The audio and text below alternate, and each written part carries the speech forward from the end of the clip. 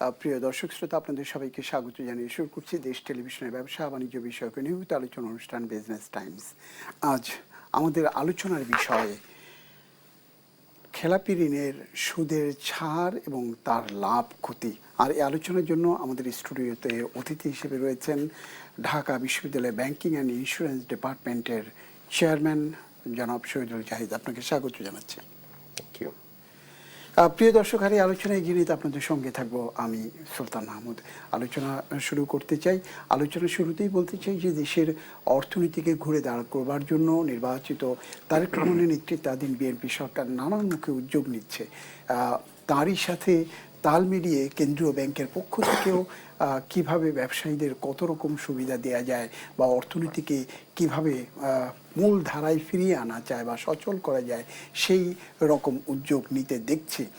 তারই প্রেক্ষিতে কেন্দ্রীয় ব্যাংকের পক্ষ থেকে অতীতে যারা নানান সময় ঋণ খেলাপি হয়েছেন তাদেরকে কিভাবে সুবিধা দেওয়া যায় সেজন্য নিত্য নতুন প্রজ্ঞাপনও তারা জারি করছেন। তফসিলি ব্যাংকগুলোর শীর্ষ নির্বাহীদের বরাবরে পাঠিয়ে দিচ্ছেন সেগুলো, এবং সেখান থেকে সর্বশেষ একটি যে প্রজ্ঞাপন বা সার্কুলার, সেখানটাতে বলা হচ্ছে যে কস্ট অফ ফান্ড বা তহবিলের যে খরচ সেটিকে ছাড় দিয়ে হলেও ব্যবসায়ীদেরকে এই ঋণ খেলাপির বা যে তাদের যে ঋণ জমে আছে সুদ আসল, সেই শুধু অনেকটা বলা চলে যে শুধু আসল রেখে সব সুদ ছাড় করে দিতে চাইলেও ব্যাংক কর্তৃপক্ষ পারবে। আসলে এতে টোটাল ব্যাংকিং খাতের অবস্থা কোথায় গিয়ে দাঁড়াবে, খেলাপি যারা তারাই বা কতটা নিষ্কৃতি পাবে, এবং যারা টাকা দিতে পারছেন না তারা একটি, যারা দিচ্ছেন না নানান দুষ্টচিন্তা থেকে, তাদের বেলাতেও এটি কার্যকর করা সমীচীন হবে কিনা। জনাব শহীদুল জাহিদ, আপনার কাছ থেকে বিশ্লেষণ শুনতে চাই। না, আপনাকে ধন্যবাদ জানাই আমাদের সম্মানিত দর্শকবৃন্দ সবাইকে। সর্বশেষ যে প্রজ্ঞাপনটির কথা আপনি ইতিমধ্যে তুলে ধরলেন যে বাংলাদেশ ব্যাংক ইতিমধ্যে সার্কুলার দিয়েছে যে মন্দ ঋণের যে সুদ আছে বলে সেই সুদ মওকুফ করে ব্যালেন্স শিটটাকে সাফ করা, এই ভাষাটাই আমরা পত্রপত্রিকায় দেখতে পাচ্ছি। দ্যাট মিনস এটা মূলত হচ্ছে যারা সৎ ব্যবসায়ী, যারা হচ্ছে ভালোভাবে ব্যবসা করছে, ঋণ নিয়েছে, ঋণ সুদ সহ ফেরত দিচ্ছে, তাদের প্রতি হচ্ছে একটা ইনজাস্টিস, এটা তাদেরকে শাস্তি দেওয়া হচ্ছে। আর যারা হচ্ছে দুষ্ট ব্যবসায়ী, যারা হচ্ছে দুষ্ট চরিত্রের ব্যবসায়ী বড়োয়ার, যারা হচ্ছে এখান থেকে টাকা নিয়েছে টাকা ফেরত না দেওয়ার উদ্দেশ্যে, এবং তাদের উদ্দেশ্যটাই কিন্তু আসলে ফুলফিল হচ্ছে, তারা রিওয়ার্ডেড হচ্ছেন। দ্যাট মিনস এখানে হচ্ছে যে ভালো ব্যবসায়ীদেরকে এখানে শাস্তির আওতায় আনা হচ্ছে পরোক্ষভাবে, আর যারা হচ্ছে দুষ্ট শ্রেণীর ব্যবসায়ী ঋণ ফেরত দিচ্ছেন না, সুদ দিচ্ছেন না, আসল দিচ্ছেন না, এখন এইরকম পলিসির মাধ্যমে কিন্তু তারা আসলে পরোক্ষভাবে প্রত্যক্ষভাবে কিন্তু রিওয়ার্ডেড হচ্ছে। এটা হচ্ছে প্রথম কথা। দ্বিতীয় কথা যেটা, সেটা হচ্ছে যে ব্যাংক তাহলে বাঁচবে কি করে। ইতিমধ্যে আপনি নিশ্চয়ই জানেন যে বাংলাদেশে এই মুহূর্তে খেলাপি ঋণের পরিমাণ এটা তো দিনকে দিন বাড়ছেই। সর্বশেষ যে পরিসংখ্যানটা আমাদের সামনে এসেছে সেই পরিসংখ্যানটাই বলছে প্রায় 6,00,000 কোটি টাকা ছুঁই ছুঁই, 5,88,000 কোটি টাকা হচ্ছে এই মুহূর্তে মন্দ ঋণের স্থিতি। এবং সেই মন্দ ঋণের মধ্যে প্রায় 5,51,000 কোটি টাকা হচ্ছে এটা একেবারে অবলোপনযোগ্য, এটার ফেরত পাওয়ার অযোগ্য হয়ে গিয়েছে।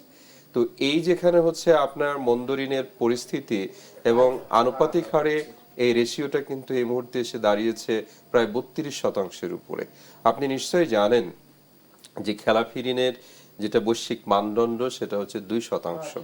আমাদের যে আশেপাশের প্রতিবেশী দেশগুলো আছে সেখানে এই 4, 5, 6, 7% মধ্যে খেলাপি ঋণ সিঙ্গল ডিজিটে ঘুরপাক খাচ্ছে। কিন্তু আমাদের এখানে 100 টাকা ঋণ দেওয়া হয়েছে, সেখান থেকে 30-35 টাকা আসবে না, এই রকম হচ্ছে একটা পরিস্থিতি।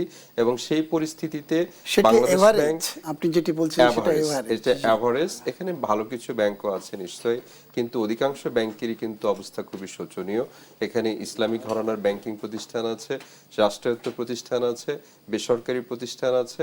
তো সুতরাং সামগ্রিকভাবে ব্যাংকিং খাতের যে এই দুরবস্থা, সেই দুরবস্থার মধ্যে এই সর্বশেষ যে সার্কুলারটা, এটা কিন্তু আসলে ব্যাংকিং প্রতিষ্ঠানগুলোর হয়তো ব্যালেন্স শিট কিছুটা সাফ হতে পারে, ক্লিন হতে পারে, কিন্তু তাদের ব্যবসা কিন্তু আসলে লাঠে উঠবে। নাম্বার ওয়ান, আপনি খেয়াল করে দেখেন যে এই মুহূর্তে আজকেও আমরা পত্রপত্রিকায় যেটা দেখতে পাচ্ছি যে বাংলাদেশে সুদ ভিত্তিক যে ইনকাম সেটা কিন্তু কমে যাচ্ছে ব্যাংকের। ব্যাংকের তো ইনকাম সোর্স দুইটা, একটা হচ্ছে যে সুদ আয়, দ্যাট মিনস ইন্টারেস্ট ইনকাম, আর একটা হচ্ছে কমিশন ভিত্তিক যে আয়, অথবা অফ ব্যালেন্স শিট ইনকাম, অথবা নন ইন্টারেস্ট ইনকাম। তো ব্যাংকের যেটা মূল কাজ সেটা হচ্ছে আমানত গ্রহণ করা এবং হচ্ছে সে আমানতের উপরে সুদ বা মুনাফা যেটাই বলি না কেন সেটা প্রদান করা, এবং পাশাপাশি হচ্ছে এই আমানতলব্ধ অর্থ মূলধন সহযোগে এটা বিনিয়োগ করা, এবং বিনিয়োগের উপরে তারা যেটা পান সেটা হচ্ছে সুদ আয়, এবং ডিপোজিটের উপরে যেটা দেন সেটা হচ্ছে সুদ ব্যয়। এই দুটার পার্থক্যকে আমরা বলছি স্প্রেড। বাংলাদেশে কিন্তু এই মুহূর্তে স্প্রেড এটাও কিন্তু অনেক বেশি, অনেক বেশি। আমানতকারীদেরকে আপনি দিচ্ছেন হচ্ছে কোনো কোনো ব্যাংক 5, 6, 7% এক এক ডিপোজিটের উপরে এক এক রেট, কিন্তু গড়ে হয়তো 5-6% উপরে কখনোই যায় না এটা। কিন্তু এই প্রতিষ্ঠানগুলো যখন হচ্ছে লেন্ডিং করছেন, ঋণের সুদের হার এটা কিন্তু গিয়ে দাঁড়িয়েছে 16% বা 16.5-17% সুদের হার। এই যে 8-10% স্প্রেড, এটা কিন্তু আসলে ব্যাংকিং সেক্টরের জন্য খুবই ঝুঁকিপূর্ণ। তবে বাংলাদেশ ব্যাংক এই মর্মে আরেকটি প্রজ্ঞাপন দিয়েছে যে স্প্রেড এটা যাতে কোনোভাবেই 4% কাছাকাছি বা এর চেয়ে উপরে না যায়। এটাকে আমরা সাধুবাদ জানাতে চাই। তবে এটার একটা পরোক্ষ প্রভাব কিন্তু আসলে ডিপোজিটরদের কাছে কি কিন্তু পড়বে। যদি আমরা আপার লিমিট, দ্যাট মিনস হচ্ছে ঋণ যারা গ্রহণ করবেন, ঋণ গ্রহীতা, তাদের সুদের হারটা যদি আমরা কমাই, তাহলে ব্যাংক এত মধ্যস্থতাকারী, এরা কিন্তু নিজেরা লাভের ভাগিদার হতে চাইবেন, কিন্তু লসের কিন্তু ভাগিদার চাইবেন না। তো এই 4% হয়তো স্প্রেড রেখে তারা হচ্ছে ডিপোজিটের রেটটা যদি কমিয়ে দেয়, তখন হচ্ছে সাধারণ যারা আমানতকারী আছে তাদের কিন্তু খুব বেশি যাওয়ার জায়গা থাকবে না। এটা একটা দ্বিতীয় দিক। তৃতীয় যেটা আমরা বলতে চাচ্ছি যে বাংলাদেশে অফ ব্যালেন্স শিট ইনকাম বা এই মুনাফা পাশাপাশি ইন্টারেস্ট ইনকামের পাশাপাশি যেটা নন ইন্টারেস্ট ইনকাম, বিশেষ করে কমিশন, ফি, এলসি ওপেন করা, বিভিন্নভাবে যে আদার সাইড ইনকাম Other আছে, charges তো সেই যেগুলো আছে। ইনকামের পরিমাণটা আসলে ব্যাংকের ক্ষেত্রে বেড়ে যাচ্ছে। এটা কিন্তু অ্যালার্মিং। একটা যেটা হচ্ছে যার যেটা কাজ, তার সেই কাজটার বাইরে যদি ইনকাম অন্যান্য সোর্স থেকে আসে, এটা রাজনৈতিক পট পরিবর্তনের কারণে হতে পারে, অর্থনৈতিক মন্দার কারণে হতে পারে, বিদেশে যুদ্ধ বিগ্রহের কারণে হতে পারে, গ্লোবাল আদার ম্যাক্রো ইকোনমিক কন্ডিশনের কারণে যখন হচ্ছে আমদানি কমে যাবে, রপ্তানি কমে যাবে, অথবা হচ্ছে এই যে কমিশন ইনকাম কমে যাবে, কমিশন ইনকামের যে পরিবেশটা, এটা ব্যবসাটা অন্য প্রতিষ্ঠানের উপরে স্থানান্তরিত হবে, বলে সেই ক্ষেত্রে এই ব্যাংকের যে অফ ব্যালেন্স শিট ইনকাম এটাও কিন্তু ঝুঁকির মুখে পড়বে। এই অফ ব্যালেন্স শিট রিস্ক এটা কিন্তু এই মুহূর্তে আমরা কি আলোচনায় আনছি না। আমরা শুধুমাত্র ইন্টারেস্ট ইনকামটা নিয়ে পড়ে আছি, সেই ইন্টারেস্ট ইনকামটা এমনিতেই পড়ে যাচ্ছে নাম্বার ওয়ান। দ্বিতীয়ত হচ্ছে বাংলাদেশ ব্যাংকের যে সর্বশেষ সার্কুলার, যার মাধ্যমে প্রায় 1,00,000 কোটি টাকার উপরে সুদ মওকুফের যে এক ধরনের প্রত্যক্ষ বা পরোক্ষ নির্দেশনা জারি করা হয়েছে, এটা বাস্তবায়ন করতে গেলে ব্যাংকগুলোর ইন্টারেস্ট ইনকাম যথার্থভাবে কমে যাবে, এবং সত্যিকার অর্থে ব্যাংক ব্যবসার যে মৌলিক ভিত্তি সেখানে কিন্তু আসলে ঝুঁকি সৃষ্টি করবে। ধন্যবাদ শহীদুল জাহেদ। আমি আরেকটি বিষয় আপনার কাছে একটু জানতে চাই যে কেন্দ্রীয় ব্যাংক অন্তর্বর্তীকালীন সরকারের সময় থেকেই ব্যবসাকে ঘুরে দাঁড় করবার জন্য নানান মুখে উদ্যোগ নিচ্ছে। আমরা বিশেষ সহায়তা কমিটি দেখেছি, তারপর বিআরপি সার্কুলার 5 দেখেছি, একটির পর একটি সার্কুলার আসছে। সব জায়গাতেই কিভাবে বন্ধ কল কারখানা ঘুরে দাঁড়াতে পারে সেই কথা বলা হচ্ছে। এবং আমরা সর্বশেষ যেটি গত নির্বাচনের আগে দেখলাম যে কিভাবে ঋণ খেলাপিদেরকে বৈধতা দেওয়ার জন্য নির্বাচনে যাতে তারা অংশ নিতে পারে সেজন্য সার্কুলার দিয়ে তাদেরকে কিন্তু সুযোগ করে দেওয়া হলো। এর মধ্য দিয়ে এই একটির পর একটি সার্কুলার ব্যবসার পরিবেশ সৃষ্টি করা বা তাদেরকে সহযোগিতা দেওয়ার নামে তাতে কি ব্যাংক ব্যবসাকে যে তলানিতে চলে গেছে, যে ব্যাংক ব্যবসা সেটিকে আরও তলানিতে নিয়ে যাওয়ার কোনো উদ্যোগ কিনা বা কোনো দৃষ্টিভঙ্গি কিনা, এরকম কি মনে করছেন?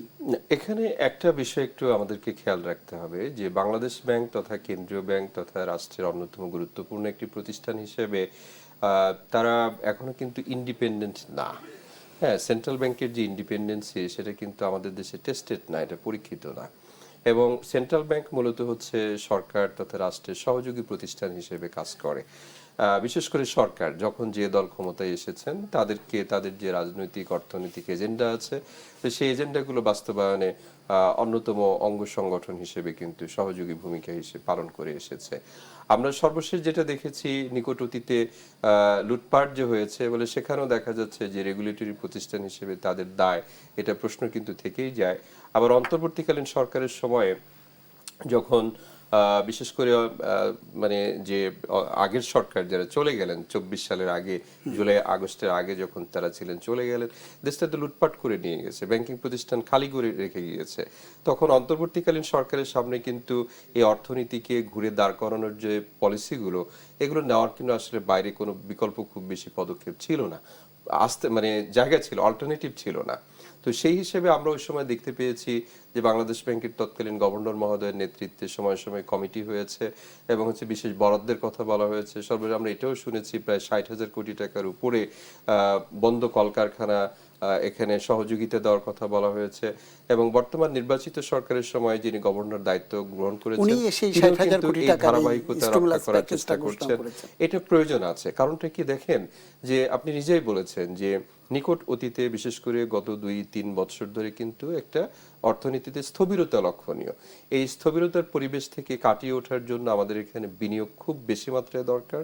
কারণটা হচ্ছে বিনিয়োগ যদি না হয় তাহলে বেকারত্ব দূর হবে না, আনএমপ্লয়মেন্ট রেশিও যেটা এটা কিন্তু বেড়েই যাবে, এবং আনএমপ্লয়মেন্ট যদি বেড়ে যায় সেক্ষেত্রে কর্মসংস্থান সৃষ্টি হচ্ছে না, কর্মসংস্থান সৃষ্টি না হলে দারিদ্র্য বিমোচন হবে না, দারিদ্র্য বিমোচন না হলে তো এদেশের অর্থনীতি এটা প্রবৃদ্ধি অর্জন করা, অর্থনৈতিক উন্নয়ন এটাও কিন্তু আসলে হুমকির দূরও মুখে পড়ে হবে। যাবে। ধন্যবাদ তো শহীদুল সুতরাং জাহিদ। আমরা আরো শুনবো আপনার কাছ থেকে, আলোচনা নেব একটি বিজ্ঞাপন বিরতি। প্রিয় দর্শক, নিচ্ছি একটি বিজ্ঞাপন বিরতি, ফিরবো কিছুক্ষণের মধ্যেই, আমাদের সঙ্গেই থাকুন।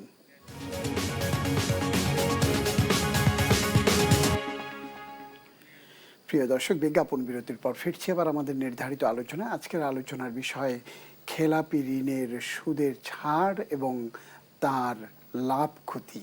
এই বিষয় নিয়ে আমাদের সাথে অতিথি হিসেবে রয়েছেন ঢাকা বিশ্ববিদ্যালয়ের ব্যাংকিং অ্যান্ড ইন্স্যুরেন্স বিভাগের চেয়ারম্যান জনাব শহীদুল জাহিদ।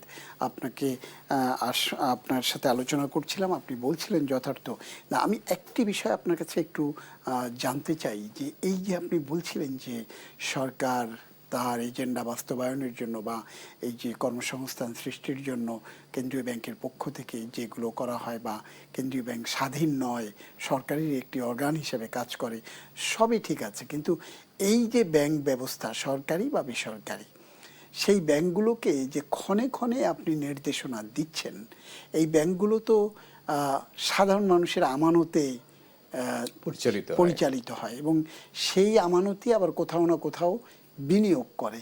তো আমানতকারীদের সুদ তো সবসময় দিতেই হয়, লাভ আসল সহ, কিন্তু বিনিয়োগের এই যে বারবার ছাড় দেয়া, তাদেরকে নানানভাবে সুবিধা দেয়া, এতে ব্যাংকের অস্তিত্ব কোথায় গিয়ে দাঁড়ায়? না, আপনি ঠিকই বলেছেন, বাট আমানতকারীদেরকে যে সবাই সবসময় তাদের আসল বা সুদ ফেরত দিচ্ছেন এরকম কিন্তু আসলে দেখা যায় না। বিশেষ করে এই মুহূর্তে বাংলাদেশে ব্যাংকিং খাতের যে ক্রাইসিস, অনেক ব্যাংক আছে তারা হেয়ার কাট বলেন অথবা আমানতকারীরা কিন্তু রাস্তা রাস্তায় ঘুরছে, সেটি সাময়িক প্রেক্ষাপট আমরা দেখছি। তো সুতরাং আমানতকারীরা সাধারণ মানুষ কিন্তু সত্যিকার অর্থে এদেশে খুব অসহায়। আপনি খেয়াল করেন যে এই পরিপত্রগুলো কিন্তু আসলে একটু সুবিবেচনা প্রসূত হওয়া উচিত। কারণটা কি, যে কেন্দ্রীয় ব্যাংকের মতো একটা সর্বোচ্চ প্রতিষ্ঠান থেকে যখন সময়ে সময়ে যে পরিপত্রগুলো আসে, এগুলো কিন্তু শুধুমাত্র ব্যাংকার যারা আছে তাদের উদ্দেশ্যে চিঠি লিখলাম, কিন্তু সেই মেসেজটা কিন্তু আসলে অন্যান্য স্টেক হোল্ডার যারা আছে তাদের মধ্যে আসলে কি ধরনের প্রতিক্রিয়া সৃষ্টি করবে সেটাও কিন্তু আসলে ভেবে দেখা দরকার। যখন বলা হচ্ছে যে সুদ মওকুফ করার জন্য আপনারা প্রচেষ্টা নেন, এখন সুদটা মওকুফ করবে ব্যাংক, কই থেকে সুদ মওকুফ করবে? তারা তো হাত পা বাঁধা। একদিকে তারা মন্দ ঋণ যেগুলো, সেখান থেকে তারা সুদও পাচ্ছে না, আসলও পাচ্ছে না, এবং পাচ্ছে না বলেই সেগুলো মন্দ মানের শ্রেণীকৃত হচ্ছে। তাহলে সেখান থেকে কিন্তু সুদ পাচ্ছে না, ট্যাক্সটা কিন্তু ওই ব্যাংককেই বহন করতে হচ্ছে। তাহলে সুদ সেখান থেকে পাচ্ছে না, কিন্তু আমানতকারীদেরকে আবার কিন্তু যেহেতু তারা একটা বিধিবদ্ধ, তাদের সাথে একটা কন্ট্রাক্ট যে আপনাদের 5% হোক 6% হোক আমরা আমানতের সুদ দেব, এখন সেই সুদটা তাহলে ব্যাংক কোথায় থেকে দেবে? তাহলে এখানে যদি কেন্দ্রীয় ব্যাংক এই সমস্ত ব্যাংকিং প্রতিষ্ঠানকে পরোক্ষভাবে সহযোগিতা করে থাকতো, সেক্ষেত্রে ব্যাংকগুলো কিছুটা হলেও তারা হয়তো একটা আয়েশি জায়গায় থাকতে পারতো। আদারওয়াইজ হচ্ছে এই আমানতকারীরা কিন্তু আসলে পরোক্ষভাবে এই সমস্ত পরিপত্রের মাধ্যমে কিন্তু পেনালাইজড হচ্ছে। কারণ ব্যাংকিং প্রতিষ্ঠান তারা তো মধ্যস্থতাকারী হিসেবে তারা হচ্ছে কিন্তু লাভের ভাগীদারি হতে পারে বা হয়, লোকসানের ভাগীদার কিন্তু হওয়ার কথা না বাই ডেফিনেশন। তারা কম দামে হচ্ছে আমানত সংগ্রহ করলে কম দামে বিনিয়োগ করবে, কম সুদে বিনিয়োগ করবে। বেশি দামে চড়া সুদে যদি হচ্ছে আমানত সংগ্রহ করতে হয়, কস্ট অফ ফান্ড যদি বৃদ্ধি পায়, তাহলে তারা বেশি সুদে হয়তো বিনিয়োগ করবে। এই তো ব্যাংকিং ব্যবস্থা, মধ্যস্থতাকারী আর্থিক বাজারের, আপনি নিশ্চয়ই ভালো জানেন।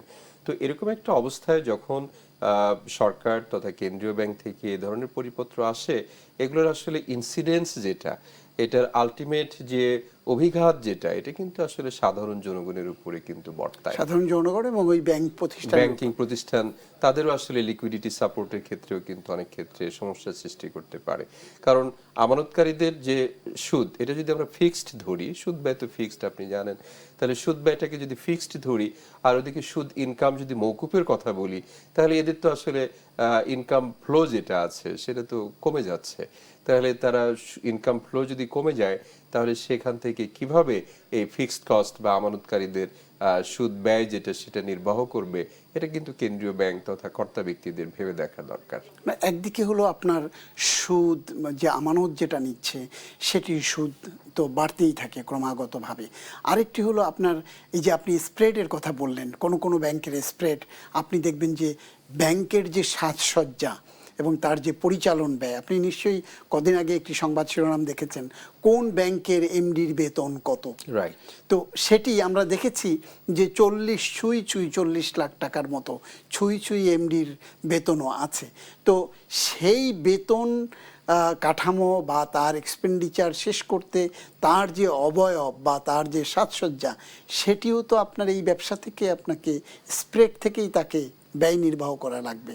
আপনি একদিকে স্প্রেডের হার নির্ধারণ করে দিচ্ছেন, it is well and good.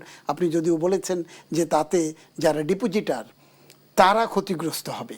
তো সেখান থেকে এখন আপনি যখন আবার বলছেন যে আপনার কস্ট অফ ফান্ডও ছেড়ে দিতে হবে, আপনার কস্ট অফ ফান্ড কি, আপনি যে টাকা নিয়েছেন আর এই ব্যাংক চালাতে গিয়ে আপনার টোটাল যে খরচ হয়েছে, পরিচালন ব্যয়, সেই পরিচালন ব্যয় ছেড়ে দিলে তাহলে ওই ব্যাংক তো খরচ ঠিকই করেছে, ওই টাকাটা আসবে কোত্থেকে? না, যেগুলো খরচ হয়ে গেছে সেগুলো হয়তো একটা অল্টারনেটিভ পরিকল্পনা থাকতে পারে, কিন্তু পরিচালন ব্যয়ের ক্ষেত্রে বাংলাদেশে কিন্তু খুব বড় ধরনের একটা বৈষম্য রয়ে গেছে। যে রাষ্ট্রায়ত্ত প্রতিষ্ঠানগুলো আছে, ব্যাংকিং প্রতিষ্ঠানের কথাই বলেন, তারা একটা নির্ধারিত স্কেলে বেতন ভাতা পেয়ে থাকেন, কিন্তু এই বেসরকারি বিশেষ করে যে ব্যাংকিং প্রতিষ্ঠানগুলো আছে, এখানে কিন্তু কোনো কোনো ব্যাংকের পরিচালন ব্যয়, বিশেষ করে বেতন ভাতা, বোনাস, অন্যান্য যে খরচগুলো, চাকচিক্য যেগুলো আমরা দেখি, এগুলো কিন্তু আসলে বাংলাদেশের নিরিখে কিন্তু অনেক বেশি। তো সুতরাং বাংলাদেশে যেহেতু একই ইকোনমিতে, একই ইন্ডাস্ট্রিতে বিলং করে, এদের বেতন ভাতা কিন্তু তুলনামূলকভাবে কাছাকাছি হওয়া উচিত। এটাই ঠিক যে খুবই যেগুলো নামকরা ব্যাংক আছে তাদের হয়তো ইনকাম যেহেতু বেশি, তাদের দক্ষতা বেশি, তার উপর ভিত্তি করে তারা হয়তো কিছুটা বেশি বেতন ভাতা পেয়ে থাকে। জি, ধন্যবাদ। আমরা আরও আলোচনা শুনতে পারতাম আপনার কাছে, সময় স্বল্পতার কারণে শুনতে পারছি। নিশ্চয়ই আমরা অন্য কোনো দিন আপনার আরও আলোচনা শুনবো। প্রিয় দর্শক, আলোচনা শেষ করছি এখানটাতে। তার আগে আপনাকে ধন্যবাদ দিচ্ছি আমাদেরকে সময় দেওয়ার জন্য। Thank you. দর্শক, এই অনুষ্ঠানটি প্রতি সপ্তাহের শনি থেকে বৃহস্পতি প্রতিদিন সকাল এই দুপুর 1টায় প্রচারিত হয়। আমাদের সঙ্গে থাকবার জন্য আপনাদের সবাইকে অনেক অনেক ধন্যবাদ জানাচ্ছি। আমি সুলতান মাহমুদ। আল্লাহ হাফেজ।